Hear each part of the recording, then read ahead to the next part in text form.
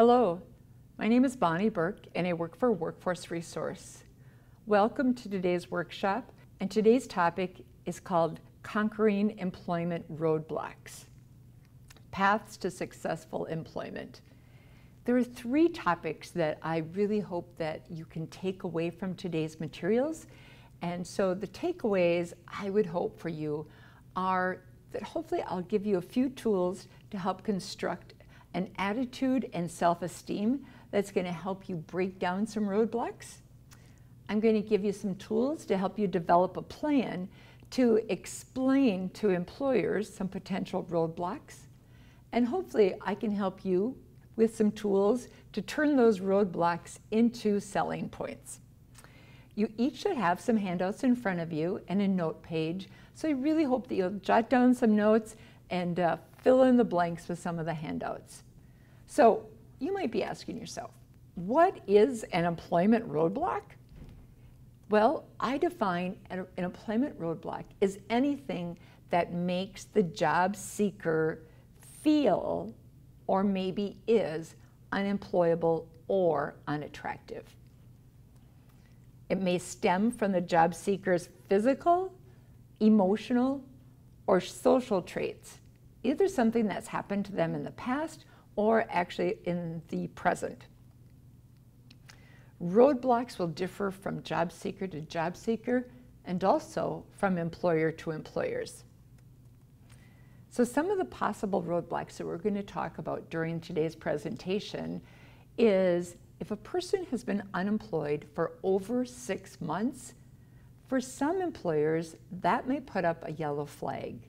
And they may be asking themselves, so what have you been doing during those 6 months? Another potential roadblock would be if a person was previously terminated. As some of you may know, I lost my last job. I was terminated. However, I lost my job because of the recession. On one day, 16 of us all got walked to our cars and said, "Thank you, goodbye." Another possible roadblock is job hopping.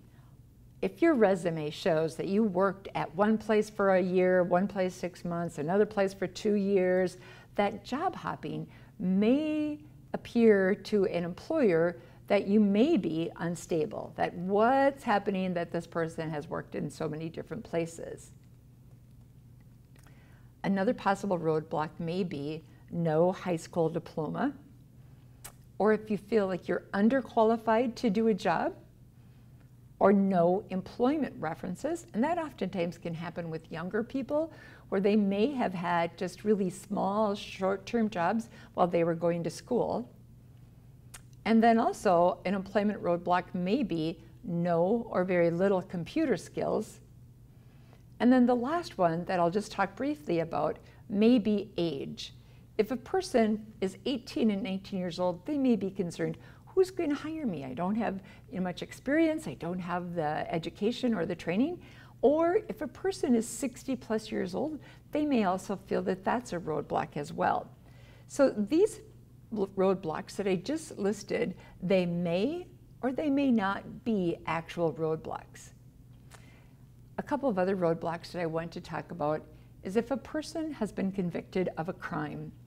Because of the internet, and I love the internet, most of you know that you can go to a website called the Wisconsin Circuit Court, put in a person's name and date of birth, and magically appears everything that that person ever did throughout, probably since they were 17 or 18 years old. Like it or not, it is out there. Another possible roadblock is credit history. And you may be asking, why would that be a roadblock? If you were applying for a job in retail or in a bank, and if you have a poor credit history, the employer may think that that might affect how you treat their finances. Another possible roadblock might be addictions, either physical addiction to alcohol or illegal drugs, or even an addiction to prescription drugs. Another possible roadblock would be physical limitations. Some non-visible disabilities would be arthritis, possibly diabetes, epilepsy, learning disabilities, And so those disabilities, the employer may not be able to even see, or mental health. Post-traumatic stress disorders, and we're hearing a lot about that now in the news, especially with our veterans, or a traumatic brain injury. So all of the items that I just listed, once again, they may or may not be roadblocks, depending on the employer, depending on how you explain or talk about what you have done since. So I'm going to give you a few tools to help you break those down. Another roadblock that's easy to remove is a poor first impression. Remember that employers, the first time they see you, especially if you walk in for an interview, they are making their first impression within the first 10 seconds. Another roadblock is lack of self-esteem. For people who've been out of work for a long time or who have lost their job, this can greatly affect your self-esteem and your confidence in being able to do the job that you recently or you had performed in the past. And another roadblock that is so common is an I can't attitude. I love the little picture on the bottom of your screen, and it says a bad attitude is like a flat tire. You can't go anywhere until you change it. How true is that? I have a quote that I want to share with you when I was doing some research for this presentation, and this is from Martin Luther King, because not all roadblocks are roadblocks. Martin Luther King says, "Judge people on the content of their character and not on their past. Though the past cannot be changed, the future can." So of all the things that I mentioned, the one piece that probably can't be changed is our age. So I'm going to give you a few tools and tips on how to address that with your employers as well. So we've talked about a number of employment roadblocks, but now I want to share with you some possible solutions. So if a person has been unemployed for more than 6 months, you might think, well, that's really what happened. What do I say to an employer? How do I put that on a resume so that's not a yellow flag? One of the suggestions that I have done with some of the clients I've worked with or some of the job seekers, we've added a section on their resume called interim activities. So in that section, this may be the time when they haven't worked, those 6 months. So what have you done during those 6 months? I'm sure we weren't just laying on the couch watching soap operas and eating bonbons. You were doing something. So with those interim experience activities, were you a stay-at-home parent? Were you taking care of an ill family member? Were you taking any classes or workshops, i.e. like the one you're taking today? Or did you do some volunteer work? Were you working in your church or in your school or your children's school? So during that block of time that you weren't working, put a section on your resume that describes what you were doing during that time. So hopefully that can turn that roadblock into employment. Another roadblock that I'd like to talk about is if we've been terminated from our last job. Because when we fill out applications, that dreadful little spot that says reason for leaving, that would make me break out in a cold sweat. Because the legal term for what happened to me was termination. So I would write in there, "will discuss" at interview. I'm going to give you a little scenario. What can you do to break through this roadblock? So the scenario is, in the past 3 years, you've worked for 3 different employers. The first employer laid you off because sales were down. The second employer went out of business. And the third employer was just not a good fit for you. So what could you do to break down that roadblock? What I would encourage you to do, especially when you get that interview, be prepared to discuss without blame or judgment what happened.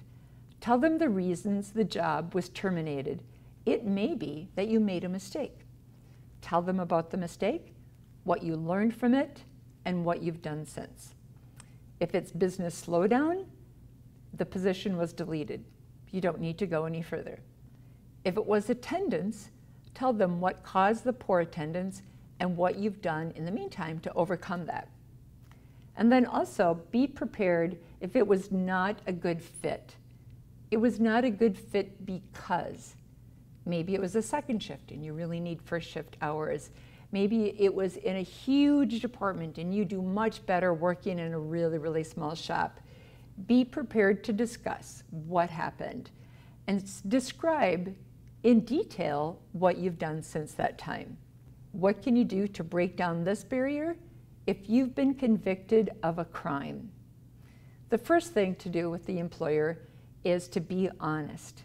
If on the application it states, have you ever been convicted of a felony? If you have, put yes. I know of some clients who thought that their felonies had been expunged, that they were no longer on their record. They failed to check the Wisconsin Circuit Court website, and so they said no. In good faith and honest faith, they thought, no, I haven't been. And yet when the employer checked the website and then also did a more thorough background, they found, yes, that the person had been convicted of a crime. And then as a result, they were not able to make that job offer to that candidate because they felt the candidate may not have been honest. So be honest. Tell them what happened and what you've done since to overcome that. An example in one of your handouts that I want to give you today is a letter of explanation. And this actually came off of the Department of Workforce Development's website.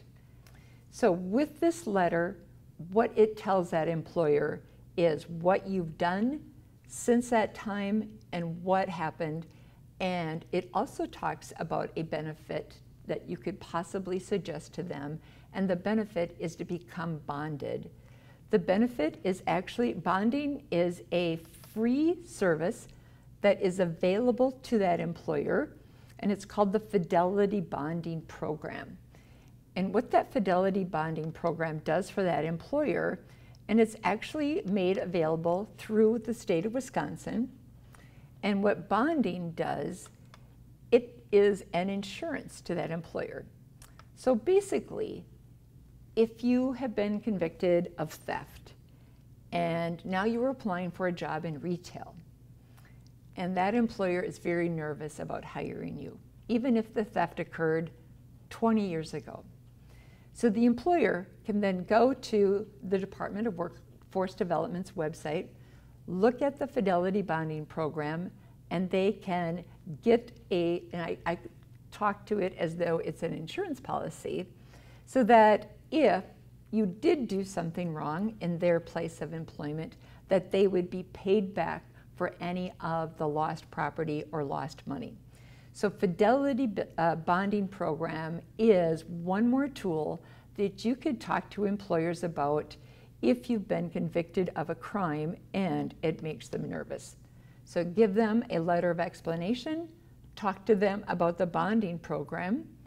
And another benefit that I want to share with you today is actually called a Work Opportunity Tax Credit. I'm going to bring up their website and show you what this looks like. The Work Opportunity Tax Credit is actually a federal program. It's from the United States Department of Labor. Now, I have to be honest with you that at this very time, this tax credit may or may not be available. However, when I spoke with them, they said, tell people to tell their employers to look into this tax credit. It's an amazing credit that they could receive for employing people who have a felony conviction. And it's also, though, a tax credit if they employ a veteran, if they employ someone who is on food share, if they employ someone who is on W-2, or if they employ somebody who's unemployed or on unemployment. So it's called the Work Opportunity Tax Credit. So those 3 tools that I just mentioned may be the carrot to dangle, so to speak, to that employer. So do not make excuses, be honest, give them these little pieces of insurance, and then do your absolute best when you get that job to prove to that employer that you can do the job and you can be a great employee and an asset to that company. So what do you do about a poor credit history? Oh, that happened to me at a point in my life. We were, and I'll give you the year, it was back in the 1980s. I lived in Florida, and this was a huge recession, especially the building industry was greatly affected. We had a small family. We had just purchased a trailer home, had a couple of acres of land. My husband lost his job. There was a lot of health issues. We had to walk away from all of that debt and start over. We moved back to Wisconsin. For years, I had a horrible credit history. It took many, many years to build that history back up again. Yet, what we can do now to explain that to an employer, once again, be prepared to explain what happened without blame or judgment, and be prepared to say, this is what I'm doing to turn that credit history around. You know, you could go to a bank. It is amazing that most of our banks and our credit unions actually offer financial planning or financial counseling for free. Another example that you could look for at those banks is look for loan consolidation, or speak to a creditor to see if they could reduce your monthly payments for you. Oftentimes, they will reduce your payments or even make your payments be interest only. So it's going to take a long time to turn that around, yet you can do it, and it can make a huge difference in your employability when your credit history does improve. The other piece also, if you have a poor credit history, is talk to that employer about the fidelity bonding program. It could be that piece of insurance that gives them some peace of mind. The other loan that I want to talk about is student loan debt.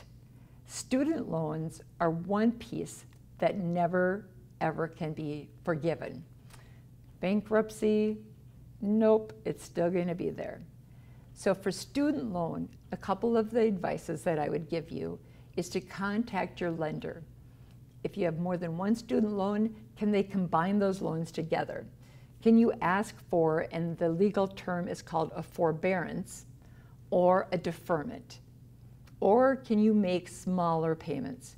Student loans are something that can take years and years and years to repay, and yet if you show that effort that you are trying to pay it back, it's going to make a lot of difference when you talk to those employers about that. The average person who graduates from a 4-year degree, I'm not exactly sure what that debt is, yet for some people I've heard it's close to $50,000, and depending on where they've gone to school, it may be higher than that also. Another roadblock that I want to talk about is having no high school diploma, or having that high school diploma and still be underqualified. So what can you do to break through this roadblock? Well, no high school diploma, it's going to require a little work, yet there are amazing resources in all of our counties, either at WITC or at Chippewa Valley Technical College. They have programs to work with adults, and these programs are free. So with the programs, you could either be studying and preparing to take a GED, which is a General Educational Development, and with that GED, it's looked at as a high school diploma. Or if you wanted to go one step higher than that, you could take the test to get an HSED, which is a high school equivalency diploma. It's the GED plus health, citizenship, employability skills, and career awareness. So if you don't have a high school diploma, work with your local technical college. They can help you study. They can help you do pre-test. It is free, all of those study skills in those study classes. However, the tests are not free to take your GED And if money is a constraint, I really encourage you to speak with, if you're working with somebody at the job centers. They may be able to help you there. So, credit for prior learning is something that I actually just completed at Chippewa Valley Tech. And I want to tell you a little bit about that. So if you feel you're underqualified or you don't have a formal training in a specific area, i.e. college credits or a degree, yet you have a lot of life experiences. I've been there, I've done that, I've worked at that for years, yet I don't have a degree to prove it. Well, at almost every college, but I definitely know for sure at Chippewa Valley Tech, because that's the program I just finished, you can get college credit for any, I shouldn't say any, you can get college credit for prior life experience and some workshops. It does take a bit of work. However, it's a fraction of the cost of a regular college credit, and it typically is less time. When I went to UW Stout, I obtained college credit for being a supervisor, for taking workshops, I'm trying to think of some of the other volunteer work that I did. I put together this portfolio. It was reviewed by a board, and I received 10 college credit. It saved me a lot of money and a lot of time. So if you feel you've got experiences, and that job ad says that they would prefer you had some college background, a degree, definitely look into credit for prior learning. Another piece that a lot of adults think is, I can't go back to school. Number one, where am I going to find the time? But yet, where am I going to find the money? And this is, we just talked about student loan debt. However, if a person does qualify for financial aid, it is an amazing resource for a lot of people. And so it's called FAFSA, the Free Application for Federal Student Aid. And I'm going to show you their website, because if you are interested in going back to school, I really encourage you to look at this website, because with FAFSA, they will tell you if you qualify for a grant, which does not have to be paid back, or you may qualify for a loan. Some of their loans you do not have to pay back until after you have graduated. So on their website, there's a video that I encourage you to look at, and look at all of their information. But also I want you to note that it says free application. There are some websites that look like FAFSA. However, after you've filled it all out, they'll ask you for $50 or $100. Well, stop, you are on the wrong website. So it is fafsa.gov. It is a federal loan. And once again, be super careful about taking out loans, ensuring that you haven't gotten yourself in debt to the point that now you're affecting your credit history, yet the loans that are out there, the grants that are out there, can really make a difference in employability, and also can make a huge difference in the amount of income you can earn. And you know, I need to be honest with you, when I worked in manufacturing before my degree, my income since that time has doubled.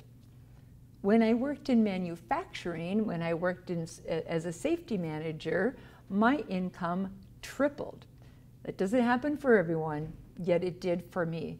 The degree for me made a difference of a livelihood that was a little bit above poverty to financially, I'm okay. I'm not rich, but I'm okay. The other roadblock that I want to move on to now is physical limitations or mental health. What can you do to break down this roadblock? Remember, when you go to apply for a job, or even filling out the applications, they may ask you if you have any physical limitations. Legally, employers are not supposed to ask us, so do you have any back problems? Is there anything I need to know about your health? The legal term, when I was in human resources, that we were instructed to ask, can you perform the essential functions of this job? Period. Then, can you perform the essential functions of this job with or without accommodations? The with or without accommodations is actually a part of the Americans with Disability Act. I have the website on one of my slides. So if you do have a disability, I encourage you to go to that website and really check out your employment rights. However, so can you perform the essential functions of this job? You better know, what are those essential functions? Am I required to work 12-hour shifts? Are you required to lift 50 pounds repeatedly throughout an hour? Bending, stretching, lifting, make sure that that employer explains to you. Because if they can make a reasonable accommodation and you can then be an amazing employee, that's what the American with Disabilities Act is all about. Oftentimes, those accommodations, I have seen research that supports that the average accommodation is less than $200 for that employer. So, can the employer make reasonable accommodation is the question that they need to ask themselves, especially to be in compliance with the Americans with Disability Act. The picture that I have up on the screen, I hope you enjoy looking at this because it gave me so much encouragement when I looked at this. It said the only disability in life is a bad attitude. I love this picture of this little girl.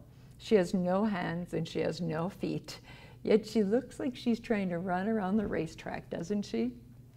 So oftentimes, if we do have physically or mentally something that is a part of our life, how do we take care of that? How do we make sure that that limitation doesn't limit us mentally? So I want to give you a few tips on attitude and self-confidence. I'm going to let you watch this video for a few minutes. I hope you enjoy it, and we'll talk about some of the tips afterwards. Energy like that comes from exercise. And a lot of us think it has to be the exercise that you get on a rubber treadmill. We got to walk on that, we got to ride the bike inside, no. I don't think energy just comes from that. I think it comes from being a moving entity. From walking around your house often. If you want to talk on the telephone, get the telephone and walk with it. Walk around the house, walk up and down. I go outside, I come back in, I go downstairs, I put everybody on speakerphone now so that I can keep moving. And if you do that, you can actually get a lot more movement. How about putting some music on in the day? Every day you should put some music on that lifts your soul. And dance around the house to it. Make up your own moves. Go wild. A lot of us don't even know what to do when you say that. Go wild. You watch faces and go wild. What is wild? I don't know what wild is. I know. It's having a drink. Once I have a drink, I'll go wild. Then I'll really be wild. But you can, once again, fake it till you make it. Run around your house and dance, and if somebody's there, say, I'm going wild. Just act wild, and you'll start to feel wild, I love to watch animals, like tigers and lions, and when they start in running, they look so amazing, don't they? God, if they were like us, they wouldn't have any muscles at all. The other thing is, visualize yourself. Visualize. Close your eyes and see yourself walking, running, leaping, jumping. I often entertain myself imagining a lot of things. How about you folks? So I want you to just take a minute. Just take a deep breath.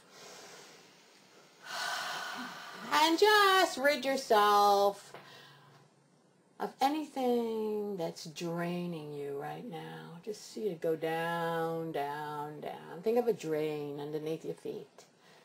Imagine all the things that are just there on the surface of your mind, sucking the living life out of you. And see it going slowly, slowly down through your feet and into the drain. And now close your eyes and take a nice deep breath. And I want you to picture one of your most favorite spots where there's enough land for you to walk or run or jump. Not the pantry. But, you know, maybe a beach or a wonderful green grassy meadow. And I want you to start imagining that kid that you used to be and what types of movements you used to do. What did you do? Did you skip? Did you jump? Did you hop? Did you do cartwheels? Did you twirl? I love twirling. I want you to see yourself doing that right now. Just take the next minute and just let that child out and feel it. Feel it in every cell in your body. Now take another deep breath and just come back slowly and just stretch your arms up. Anytime you sit and visualize, you should always stretch. One thing I really pay attention to is how my cat moves. I think it's amazing. The cat never gets up without stretching. He's always curling his paws. He's always doing something. Most of us really don't do a lot of that, do we? Then we wonder why we're inflexible, why we get to a certain age and we look like we're looking for quarters on the ground. So, let's have some feedback. How did some of you feel with that exercise? Relaxed. Relaxed? Mm-hmm. Did it feel fun? Mm-hmm. Did any of you bring back memories? Mm-hmm. Oh, no. Could you feel them? What were you doing? What were some of you doing? What were you doing? Jumping rope. You were jumping rope. What, double Dutch? No. No? Wasn't that fun, jumping rope? I can't remember the last time I jumped rope. Of course, my knees won't take it now, but boy, did I love to jump rope. What were you doing? I was playing in the waves at the beach. Ah. I could see you doing that. Yeah. She looks like a surfer dude, doesn't she? Anytime I played in the waves, I always just go underneath. It kind of sucked me right under. So with attitude and self-confidence, some of the things that I know help me, that I know will help you also, the first thing to help improve our attitude is to take care of ourselves. You get enough sleep, eat good food, making sure that even throughout the day that we take rest breaks if we can, dress for success. Another tip that will help you with self-confidence is when you meet someone, especially an employer for an interview, smile with confidence, look them in the eye and say, hello, my name is, and extend your hand for a firm handshake. With one of my jobs, my plant manager said, anytime you interview someone, I want to meet them before you make the hiring decision. I'm like, really? I thought that was kind of like part of my job. What's up with this? And he said that he could tell a character of a person by their handshake and if they looked him in the eye. Now this gentleman would tell me, I'm going to tell you thumbs up or thumbs down. It's up to you if you hire them. But if I give you a thumbs down and they don't work out, you're dealing with them. About 95% of the time, he was correct. Some people are amazing workers and yet they're shy and they're introverts and it's really challenging for them to look someone in the eye. Yet, prove that person wrong and practice that firm handshake and smile. So I have a little activity that I would like you to do. It's on a handout and it's about attitude. So it's an attitude assessment. Now, I would like you to finish this at home. You can get started at it now during our class. But to be honest with your answers and think about really on a day-to-day, what are some things that you could do to help improve your attitude? The piece that I want you to think about with that assessment is think about one person that you know that has a positive attitude. What kind of qualities does that person have or do they possess? What are some qualities that you admire about that person? And then I also want you to think about, how do you react to this person? You know, do they build up your spirits? Do they make you smile? Or do they make you feel, oh my gosh, what am I doing? Because that's how I feel when I'm around somebody who has a bad attitude. I know how easy it is for that attitude to rub off on me. It seems like it's easier for a bad attitude to rub off than it is a positive one. So what kind of qualities does a person with a bad attitude possess? And how do you react to them? We may not always be at the liberty to change who we are with or associate, especially in the workplace. Yet typically, if you hang out with people who are positive, more upbeat, chances are it's going to help you as well. So attitude. This is a really true statement. You can train for skills, but you cannot train attitude. I had a plant manager from a different job who said to me, and this is when I was interviewing for employees, he said, if their skills seem to be so-so, but their attitude seems to be whoa, hire them. But if their skills are, they have the degree, they have the experience, they have the credentials, and yet they can't even look you in the eye, their attitude is a poor me, all kinds of blame and judgment, you'd say move that person on down the line. He didn't want them working in his organization. So this quote from Jane L. Glass was very true for my past employer as well. For some employers, a good attitude is something and sometimes a more important consideration than skills. And from my personal experience, I know for a fact that that's true. How do you measure attitude, though?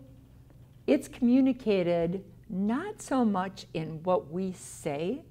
It's really only communicated by 7% of our words. But 38% of what we communicate not only is the tone of our voice. 55% of what we communicate is in non-verbal ways, such as our posture, such as our hands, such as our eyes, or how we stand. 55% of what we communicate is in our non-verbal, in our body language. Wow, that's pretty high. So I'm going to read this statement, and I'm going to say the same words. I'm going to say them 2 different times. And I want you to think about, what am I communicating? What kind of attitude do I have? And would you make me a job offer? So these are statements for, imagine that you are at an interview, okay? And that you are interviewing me. So this is my first statement. Your employees have to work 12-hour shifts? I'm sorry, but I can't do that. Okay, so I'm going to say the same words. Your employees have to work 12-hour shifts? I'm sorry, but I can't do that. So what did you hear? Very same words. And I'll give you another example. Yes, I made a mistake when I was 18. I'm almost 40 years old and have been straight ever since. I'll give it to you in a different tone of voice and a little bit different body language. Yes, I made a mistake when I was 18. I am almost 40 years old, and I have been straight ever since. Same words, different tone of voice, and different body language. So when we're out there interviewing, when we're out there networking with people, communicate to them not just what you say, but how you say it and how you say it with your body. I love this little Post-it note. I should actually have had this when I was job searching. If plan A didn't work, the alphabet has 25 more letters, so stay cool. I love that. I'm like, oh, okay, that's okay. If plan A doesn't work, we're going to go on. So I have a handout for you, and I would like you to follow along or even do this on your own time. So consider all the potential roadblocks that we talked about during the training. Do any of them apply to you? If so, what I would like you to do is write a plan on how you will address them with an employer. So look at the handout and jot down the roadblock and think about how am I going to talk to an employer about this potential roadblock. It's something that you may not be able to complete today during the workshop. I would hope that you would be able to take this home with you, spend some time with it, give it some serious thought. And if it's something that you just get stuck with, I encourage you to talk to someone at the job center. I'm confident that a workforce resource employee could actually meet with you and help you to put together a plan that you could talk with an employer. So, quick review. What are employment roadblocks? It may be age, and I'm going to review that one a little bit because this year I'm 60 years old. And when I had lost my job, my daughter, who I love dearly, said to me, Mom, I'm going to give you one tip, and if you need money, I'm going to give you some. I'm like, what's up? She said, do not stop dyeing your hair. And I'm like, well, I was thinking about that, Ange, because it costs a lot of money, and when you're on unemployment, she said, trust me, that age discrimination may be out there, and yet you don't want to give them any fuel for thought. I love her dearly. Yet I'm not telling you to go out and dye your hair if you're 50 plus years old. However, the value that you bring to an employer are your years of experience and your maturity. If you're 18 years old and you're concerned about that age group, well, you bring technology, which I'm sure most of you were probably born with a tablet or cell phone or a computer in your hands. So that age group brings youth, they bring energy, they bring technology. And yet our older generation brings maturity, brings lots of years of work history and work experience. You have to look at age as an advantage and not as a roadblock. Oftentimes, it's our attitude about our age that can be the roadblock. So we talked about roadblocks of if you've had a conviction, if you've had a history of working for several different employers, a roadblock of not having worked for 6 months or more, a roadblock of possibly not having a high school diploma or not having a degree in an area that may require some additional skills. It's up to you to do your research, to put together a plan on how you're going to overcome those roadblocks. Because in reality, some of them may not be roadblocks. They may be roadblocks only in our mind. And so to have that plan, to have it in place, and to rehearse it, and talk with your family or friends about this is my plan, and this is how I'm going to address it if it comes up with an employer. So thank you so much for attending today's workshop on conquering employment roadblocks. I hope you've learned a few tools that can help you become successful not only in your job attainment, but in your job retainment. You can keep that job and that you find a job that you absolutely love. Thank you so much for attending, and I hope to see you soon at some of our other workshops.